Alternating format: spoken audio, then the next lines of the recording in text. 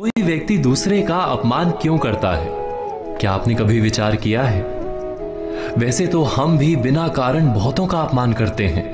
हमारा अपना अपमान भी बहुत बार होता है। संसार का सारा व्यवहार एक दूसरे का अपमान करने पर टिका है। जैसे पति अपनी पत्नी का अपमान करता है, पिता अपनी संतानों का अपमान करता है, नौकरी देने वाला अपने नौकर का अपमान करता है, अर्थात जो भी बलवान है वो निर्बल का अपमान करता है। यदि हम शक्तिमान हैं तो अपमान के बदले में लड़ाई करते हैं, और यदि लड़ने की शक्ति नहीं होती तो हम अपमान सह लेते हैं, स्वयं को निर्बल और असहाय मान लेते हैं। हमें छोटे होने का एहसास होता है। ऐसा प्रतीत होता है जैसे हमारी आत्मा कुचली गई हो। किंतु कोई किसी का अपमान क्यों करता है? जब अपमान होता है तो मनुष्य को अपनी निर्बलता का एहसास होता है, और निर्बलता का बोध मनुष्य को कुचल देता है। वो अधिक से अधिक निर्बल बन जाता है, अत्याचार सहने की आदत सी पड़ जाती है, आत्मविश्वास का नाश हो जाता है। और जब आत्मविश्वास नहीं होता तो मनुष्य शराब और जुए जैसे व्यसनों में सुख ढूंढता है, मन से रोगी बन जाता है। आखिर किसी भी मनुष्य की ऐसी दुर्गति कोई क्यों करता है?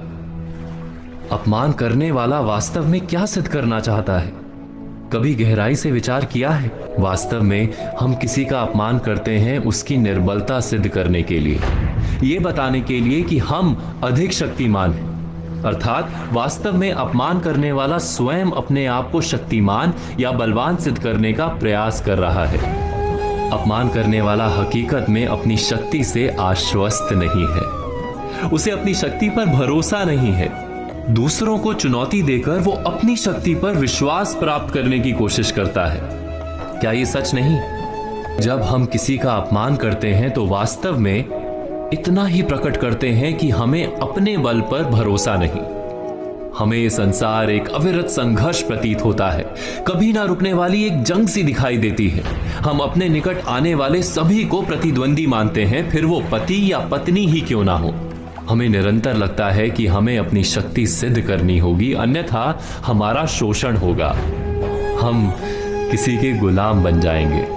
किंतु क्या हमने कभी विचार किया है कि दूसरों को प्रतिद्वंदी अर्थात दुश्मन मानने के बदले कलीग मान लें, हमारी सहायता करने वाले सहयोगी मान लें, अर्थात दूसरे व्यक्ति को प्रेम करें तो उसका अपमान करना आवश्यक ही नहीं होगा।